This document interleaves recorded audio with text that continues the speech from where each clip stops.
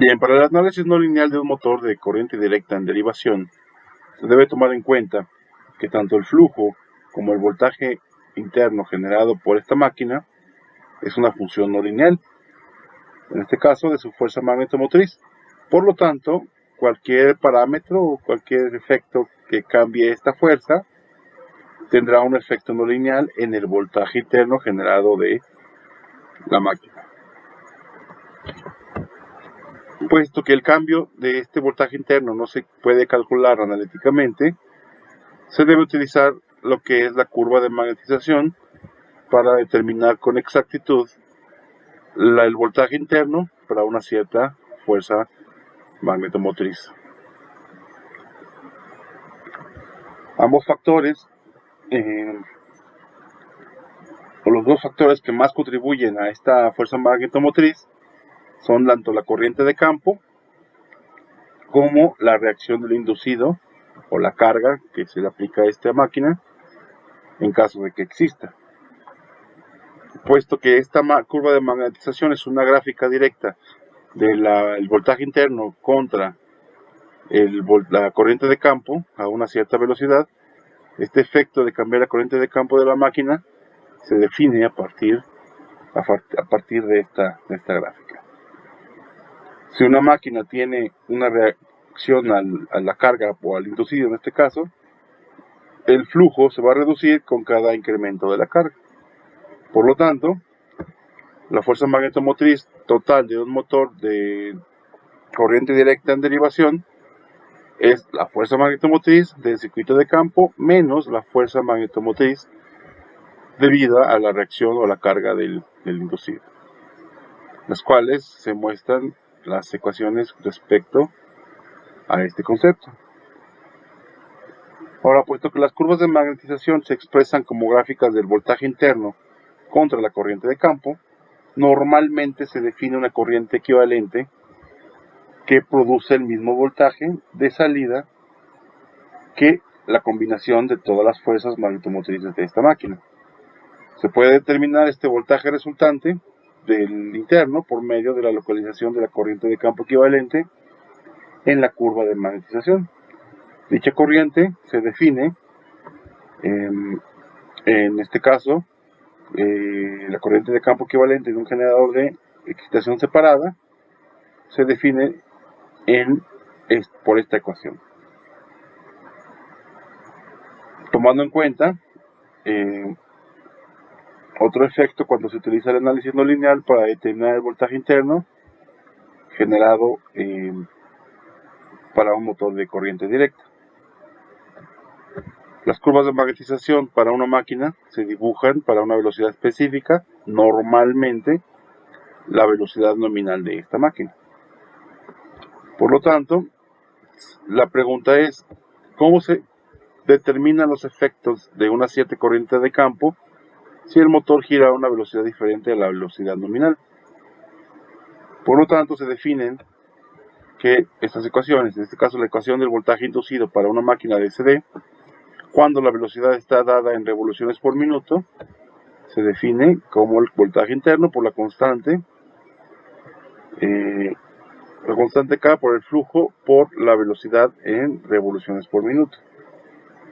Para una cierta corriente de campo, el flujo de la máquina es fijo, por lo que el voltaje interno generado está relacionado con la velocidad directamente por esta ecuación, donde E sub 0 se refiere a la referencia de voltaje y N sub 0 a la velocidad, a la referencia de velocidad.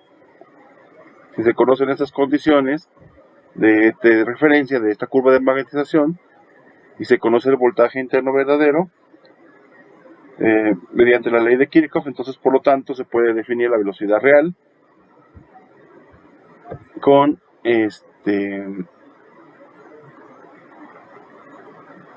la ecuación anteriormente descrita, en este caso con esta ecuación. Bien, ahora para el control de velocidad de esta máquina de control de corriente directa en derivación, se utilizan diferentes métodos. En este caso, el primer método consiste en el ajuste o ajustar una resistencia de campo RF, y por ende cambia el flujo de este campo. El siguiente método consiste en ajustar el voltaje aplicado en las terminales del inducido, es decir, el voltaje, el VT. Y el siguiente método, que normalmente no es tan común, se puede definir como la inserción o insertar una resistencia en serie con el circuito del inducido. Bien, en el caso del cambio de resistencia del campo, es decir, R sub F, este comportamiento lo podemos resumir en los siguientes puntos. El primer punto es que cuando se incrementa la resistencia de campo, genera una disminución en la corriente del mismo, de acuerdo a esta ecuación. Si la corriente de campo disminuye, por lo tanto disminuye el flujo. Y si el flujo disminuye, provoca que el voltaje interno sea más pequeño, de acuerdo a esta ecuación. Se observa la consecuencia de la disminución del flujo. El siguiente punto es la disminución de este voltaje interno genera un incremento en la corriente de armadura, la corriente del inducido. Bien, como siguiente punto, tenemos que el incremento de la corriente de la armadura o del inducido incrementa el par inducido, con el cambio de la corriente obviamente dominando sobre el cambio del flujo. Además, tenemos que el incremento de este par inducido hace que este par inducido o torque inducido sea mayor que el torque de carga, por lo tanto aumenta la velocidad. El siguiente punto es el incremento de la velocidad, nuevamente incrementa el voltaje interno. Y bien, este aumento de este voltaje provoca una disminución en la corriente de campo, la corriente de armadura o inducido, y finalmente la disminución de la corriente del inducido decrementa el par inducido hasta que este par inducido sea igual al par de la carga, obviamente a una velocidad mayor.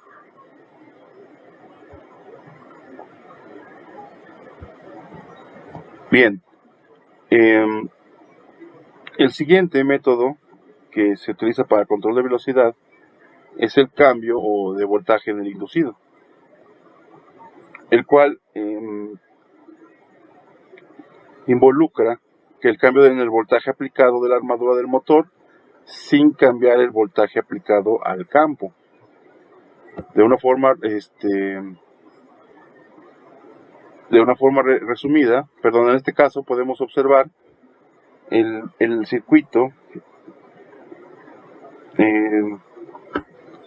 correspondiente o equivalente a el control de voltaje del inducido de un motor en DC o de excitación separada, ya sea de derivación o de excitación separada, donde el controlador de voltaje variable tendría que ir aquí en esta parte del circuito, y en este caso los cambios que provoca el comportamiento de este método se resumen en los siguientes puntos. El primero sería un incremento en el voltaje de la armadura o del voltaje del inducido, aumenta la corriente del mismo, como se muestra aquí en esta ecuación. El incremento de esta corriente incrementa el par inducido, y el incremento del par inducido provoca que la carga, el par inducido sea mayor a la carga, incrementando la velocidad, y el incremento de la velocidad incrementa el voltaje interno. El incremento del voltaje interno decrementa la corriente del inducido, y finalmente la disminución de esta corriente del campo, del inducido, decrementa el par inducido hasta que este sea igual al par de la carga para una velocidad rotacional más alta.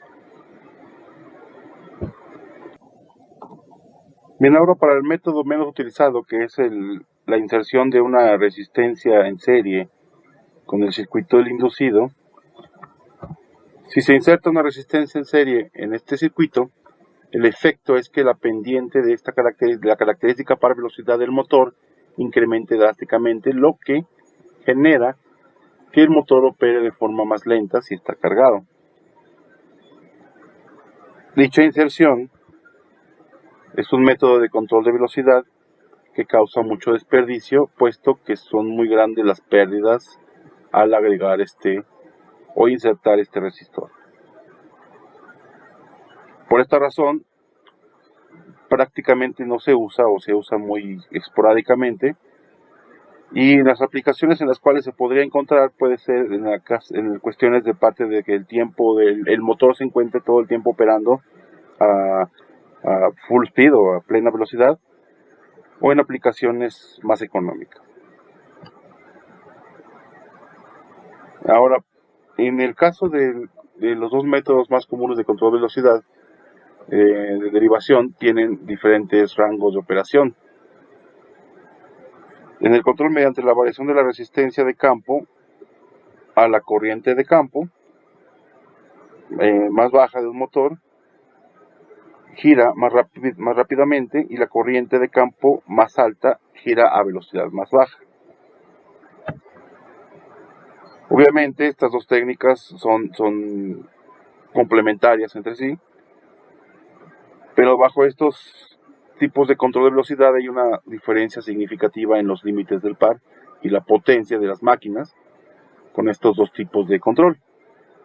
El factor más limitante de cualquier caso es el calentamiento de los conductores del inducido, la armadura, que establece el límite superior de la magnitud de la corriente del inducido, en este caso la corriente sub A. Para el control del voltaje de la armadura, el flujo del motor es constante, de tal manera que el par máximo aplicado es